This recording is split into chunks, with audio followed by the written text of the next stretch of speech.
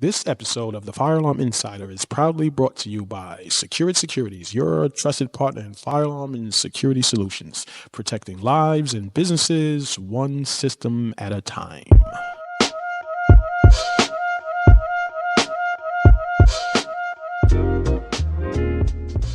Welcome to the Fire Alarm Insider, the podcast where we explore the strategies, insights, and the tools you need to thrive in the fire alarm industry. I'm your host, Anthony T. Richardson. I'm licensed by the New York State to install and service fire alarm and security systems here in New York. And on each episode, we're going to uncover some tips to help you grow your business, develop your expertise, and protect what matters most. In today's episode, we're going to tackle a topic that's deeply personal to me, but incredibly common to a lot of people, and that's imposter syndrome.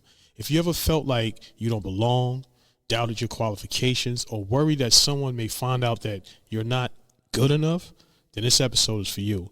Imposter syndrome can affect anyone, but I'll share you some actionable tips so you can overcome it and you can thrive in your career and business. So let's dive straight in. What is imposter syndrome and why does it show up? Understanding the root of imposter syndrome is the first step to overcoming it. So the first step I want you to understand is, how do you define imposter syndrome? It is the persistent feeling of self-doubt, insecurity, or fear of being exposed as a fraud despite the evidence of your achievement. I fall victim of this all the time.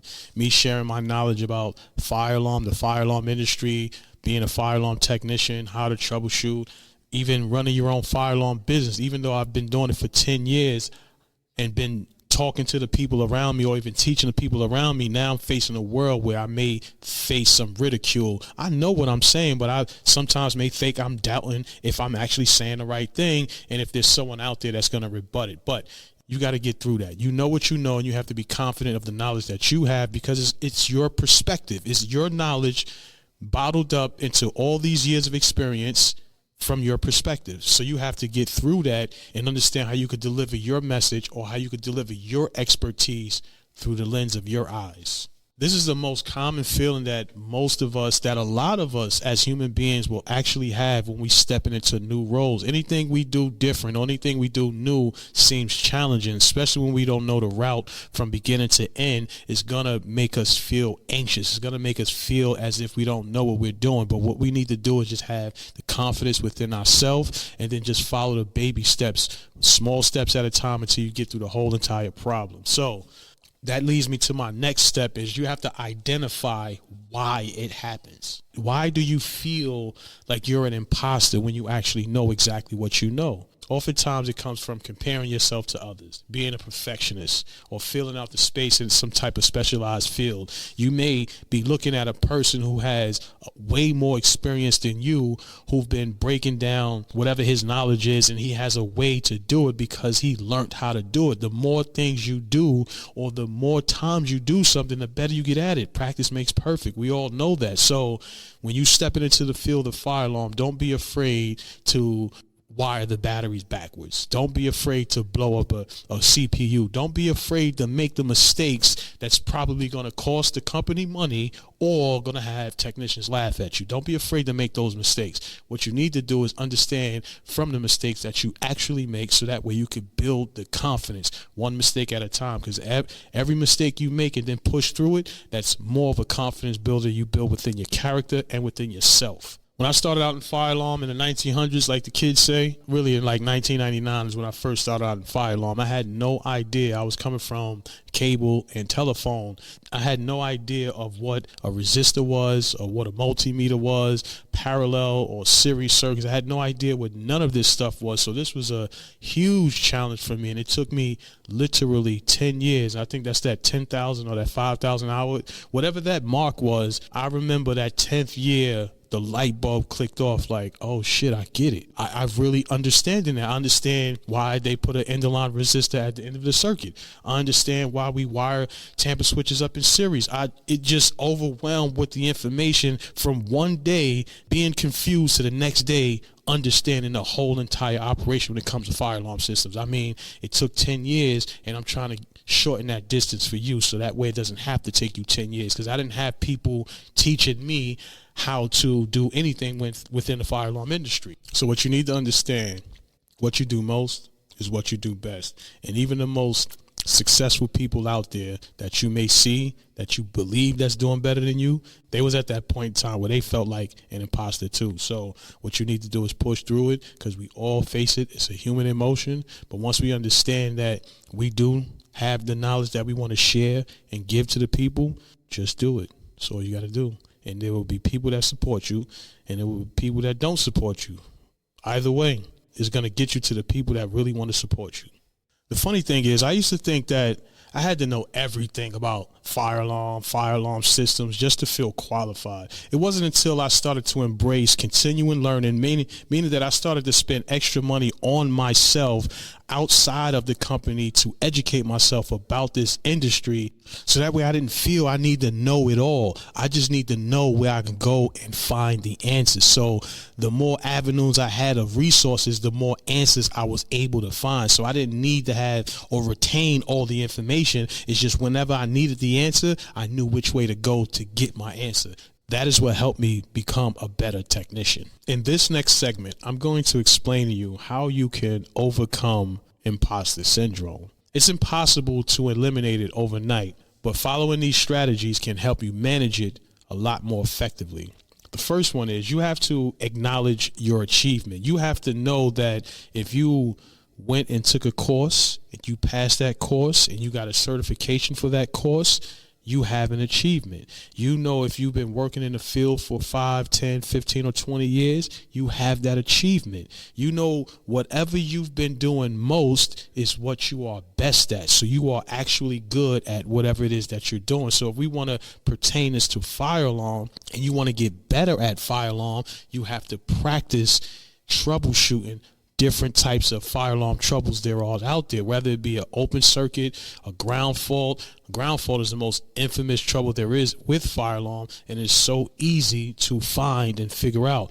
All you have to do is just keep practicing until you become nice. And as you do that, you want to just don't look for nobody to pat you on the back. You want to make a habit of documenting your own wins, whether it be a successful or whether it don't be successful. You want to make sure you remember these points in time where you did something good or you actually fucked something up and blew up something. So you want to remember these points, because that's what's going to make you better. The next step, you want to shift your mindset.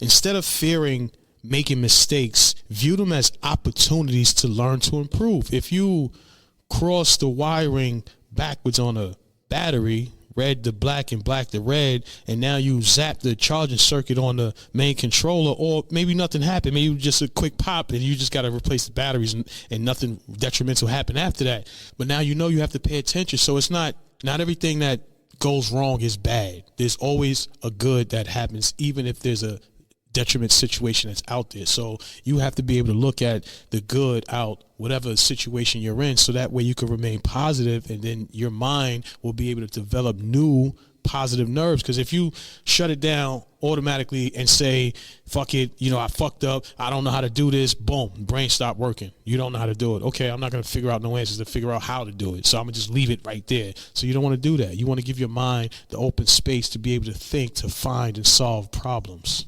And the last thing is my favorite. I like to seek support. I don't advocate calling other technicians unless y'all cool, you know what I'm saying? But I used to always feel that these guys was feeling like job security or something like that. My thing is, if we all nice, that makes the company nice, man. Now, if one person is the nicest, then I'm trying to get information from him, and he's making me feel weird because I don't know the answer, or you're trying to make me feel as if I'm not smart enough because I'm asking you the question or I'm bothering you. I don't want to deal with that.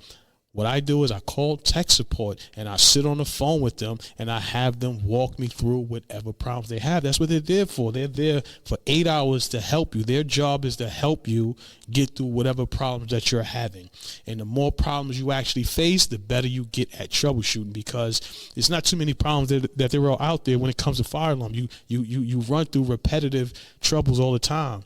Dirty smoke, replace the smoke, open circuit, or somebody put a nail or chop the wire on a section because they did some construction. So once you find a problem, repair it, it's done. So just make sure you continue your education, seek your support. If you cool with other techs out there, you definitely pick their brains.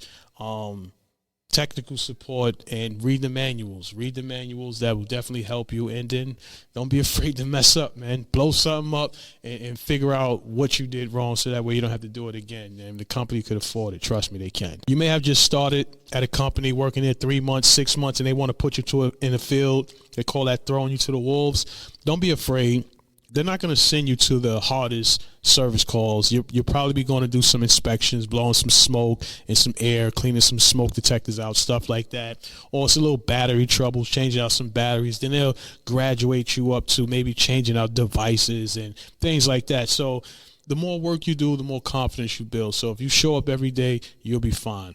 Your job is to make sure you show up every day and give 110% each and every day. At Secure Securities, we understand the importance of having a trusted partner in your corner. Whether you're launching your business or expanding your services, we're here to help protect what you've built. Visit www.securesecurities.com to learn how we can support you. So the next topic, I want to talk about transforming your imposter syndrome and turning that into full-blown confidence.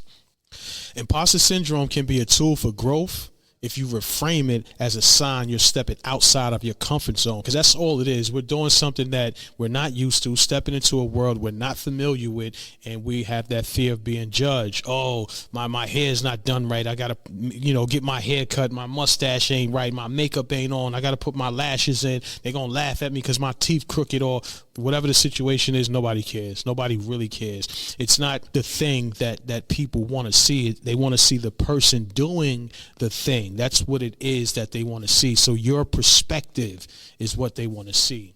So you have to refine that or reframe that self-doubt and grow with that. So you push through. The way you push through it is, not giving a fuck pretty much, and doing it more and more. Putting yourself out there more and more will help alleviate that stress and that imposter syndrome. So you have to focus on the people that you serve. Who are the people that's serving you? You have to refrain from self-doubt as you grow. The more you do it, the more you put yourself out there, the more you educate your peers, your constituents, the population, your fans, whatever you want to call them.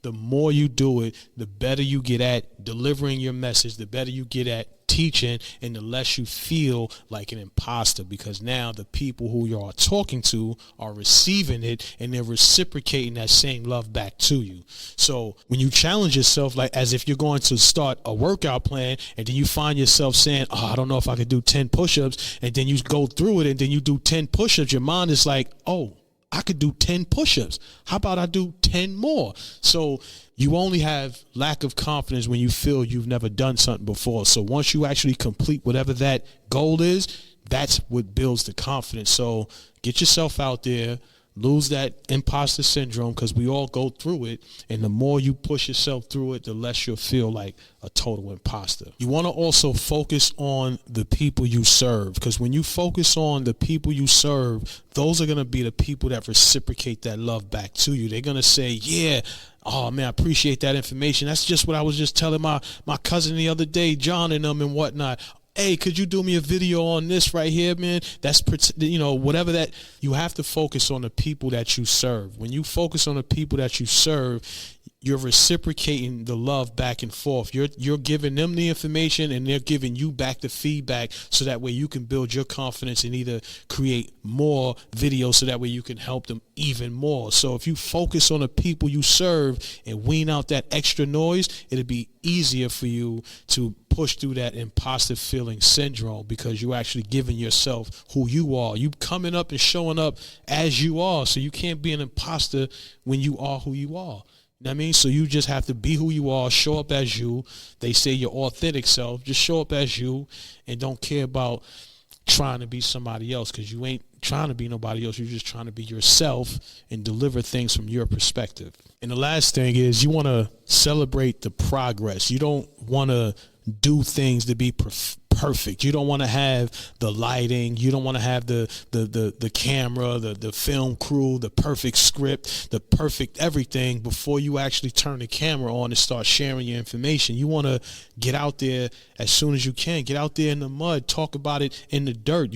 That's where you meet the people. You don't want to meet the people at the top, because not most of us at the top. All of us is mainly at the bottom. So you don't need to come with all the craziness, all the extras and whatnot. Just come being you, regular phone. Even if the quality is trash, it don't matter. What people want is the message. The message is what's important. So celebrate your progress and don't worry about being perfect. Just put the information out there. So remember, the people who matter is your clients, your team, and your community. They aren't looking for perfection. They're looking for someone who cares, who's reliable, and who's willing to learn and grow with them. So push through that imposter and just be yourself. Thank you for joining me on this episode of the Fire Alarm Insider. I hope in today's discussion it helped you understand and combat imposter syndrome. Remember, the fact that you're here learning and growing is proof that you belong and you've got this.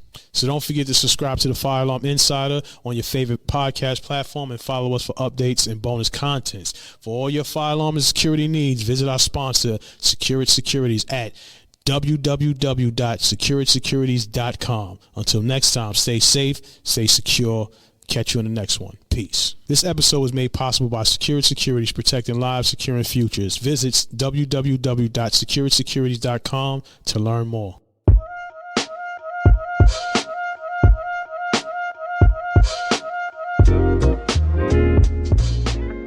Also, don't forget to subscribe to the Fire Alarm Insider on your favorite podcast platform and follow us for updates and bonus contents. For fire alarm solutions, visit our sponsor at Security Securities. That's Security Securities, www.securitysecurities.com. Appreciate you. Catch you in the next episode. Peace.